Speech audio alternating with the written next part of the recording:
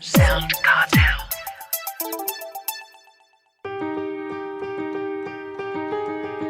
From SoundCartel, I'm Nicole Goodman, and this is Business Essentials Daily.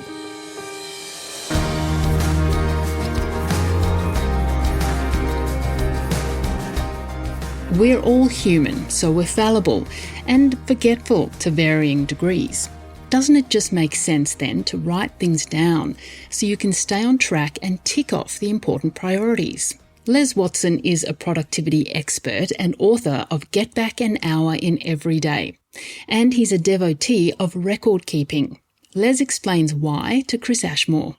The more you can take it out of your head and put it down onto paper, it frees up your thinking ability. It enables you to think clearly. That's number one. Number two is you can actually see what you want to get done. That's important to have it not in your head and go, oh, what were they? You can actually get them out and you can look at it. I do this exercise in all of my sessions where I do this data dump and get it out of your head down to paper. At the end of the session, people go, oh, thanks very much, Les. I was fine when I walked in, but now I don't feel so good. I go, well, what happens? Well, I've got all these things to do. I understand that, but I didn't do it to you. They were already there. All I did was highlight them. Then the other side, you get people that do it and they go, oh, this is awesome. I now know exactly what it is I want to get done. So for them, they have it out of their head and they go, yep, I'm so excited. So taking it out of your head, putting it onto paper gives you great clarity so you can do something with the things you need to do. Well, writing it down, that's all very well and good, but you've got to remember where you've written things down. You don't want scraps of paper all over the place. How do you suggest people manage the record taking? I call it a trusted system or a system that you trust. Where do you write things down that you trust and know that once they're out of your head and written down, it will get done? So for me, it's a paper-based planner system, and other people put it into an app, and I don't mind what it is. I'm agnostic as far as the method with which you hold on to that. That's not the issue. But do you have one? I remember working with one CEO, and they said, oh, come in and have a look at my office. And we've got a diary here, and we've got a planner there, and we've got one of 16 notebooks that I can't find the previous one, and I'll pick up a new one and take it to a meeting. And he goes, thanks for that, because now I know where I can just bring it all into one trusted system and be more effective. So as you take it out of your head, put it into one system, not five. What is your one system? Now, for me, happens to be a planner, 6-ring binder, but for other people, they're using apps. So it could be a note app. It could be a particular Asana or Evernote or wherever it might be for them. But what is your one place that you trust? Once it's out of your head, you know that that's where it is and you look at it on an ongoing basis. I use Asana and I'd be absolutely lost without it. It's a great app. Yeah, Asana, Evernote, OneNote. The OneNote is an interesting one because a lot of people know that it's in the Microsoft suite and have never gone there. So they've got Microsoft Word, Microsoft Excel, Microsoft PowerPoint. It's actually Microsoft OneNote as well. And it's available both on PC and Mac. And I like it because it replicates what I've got in a paper-based form in a digital space. So I will always recommend people, if they're wanting to go to digital, go paper first, get a system that works, and then go to digital if that works.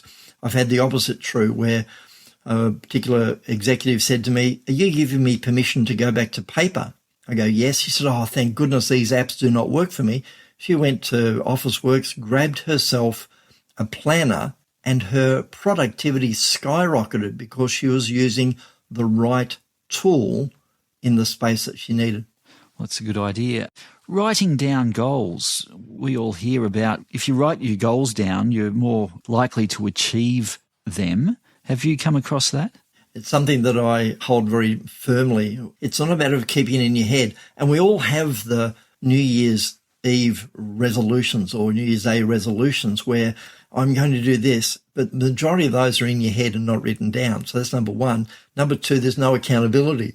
So you've not got somebody that walks alongside you and says, well, let me do that for a day, a week, a month, 2 months, So it's gone in 1 minute and gone the next. So that's why all of these gym memberships in the first 2 weeks of January don't last into February, because there's no one keeping you accountable. So take your goals, write them down. And yes, those goals do have the availability of being SMART, so specific, measurable, attainable, realistic, and time-framed. And that's another conversation for another time. But when you do goals, it actually enables you to go towards something. I always say to people, and write them out and stick them everywhere. I put it on the fridge, put it on the bathroom mirror, put it on your key ring, put it in your planner, put it on the wall of your office, so that those goals that you're aiming towards aren't something that, oh, I forgot about that. Oh, yeah, that one, Chris. Oh, yeah, I remember setting that a couple of months ago. I never did anything with it. No, once you write it down and you put it somewhere, you can actually see it on a constant basis and therefore do what you said you were going to do. That's a good idea. And not only looking at them at a constant basis, things change. You might achieve your goals in shorter time than you first envisaged. Is it a matter of refining those goals as well as you go along? Life happens, Chris. Life happens. So when life happens, sometimes you do need to renegotiate. So many people, I remember I was attempting to do a very long bike ride in Sydney and I got sick just prior to it. So I needed to renegotiate. Why? Because it wasn't going to serve me to do that bike ride. Rather than push through and hurt myself, I renegotiated. So as things happen, by going along and aiming at your goals, sometimes you renegotiate, sometimes you need to modify. One of the things that I always say is modify, modify, modify, rather than throw the baby out with the bathwater. Oh, no longer doing that, and you just throw it out. No, what do you need to do? If you can't do that one 3 days a week, can you do it 2 days a week? If you can't do it for an hour, can you do it for half an hour? And it even goes down to, can you form a habit by doing it every day? And I don't mean doing it half an hour every day. Maybe it's 15 minutes. Maybe it's 5 minutes a day. Maybe it's just picking up the pen and writing one line and then putting it down saying, I've done my writing for the day. So can you become consistent with these things over time by modifying? Now, writing or keeping a record is also important for risk mitigation. It is. Keeping a record of things rather than, oh, I think I remember that, you've actually written it down.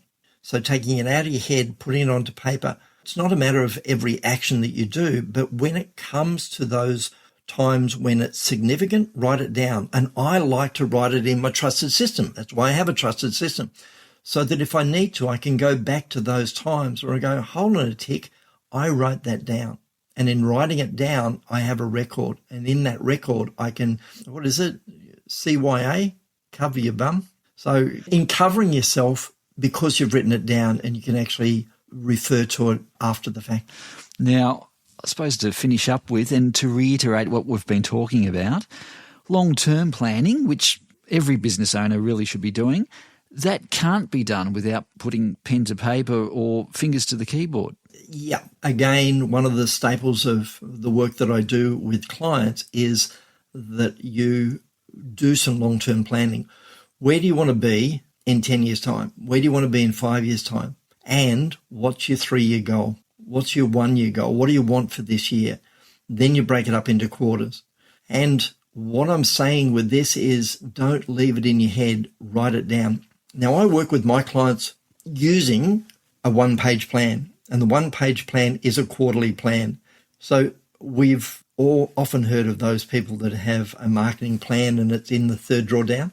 I remember that. It's in the third drawer. Hold on, I'll just brush the dust off it and bring it out. It's like, no. Have it as a one-page plan and put it on the wall so that you're constantly referring to it every day, every week, every month for the quarter, and then revise it every quarter. So that takes planning, and that planning enables you, doesn't matter if it's app-based or paper-based, you can just print it out and fill it out with pencil and paper, doesn't matter. Or you can take it to an app and you can stick it in an app and do it in Excel and then print it out and put it on the wall. As long as you've got a plan, because a lot of people that are successful do so because of the plans that they had. They've set it in place. They've put it on a place that's prominent. One of the things that I've got with my book, Chris, is I've set a plan. Someone said, you've got enough mature to write a book. And I went, no, I don't. They went, yes, you do. And I went, okay, fine. In 12 months, I'll have a manuscript.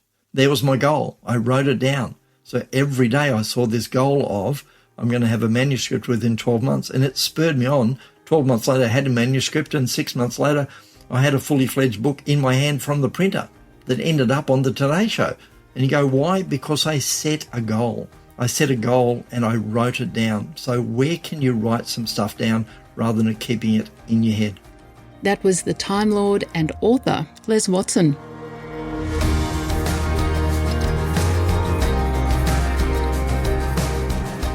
This episode of Business Essentials Daily is produced by the team at SoundCartel.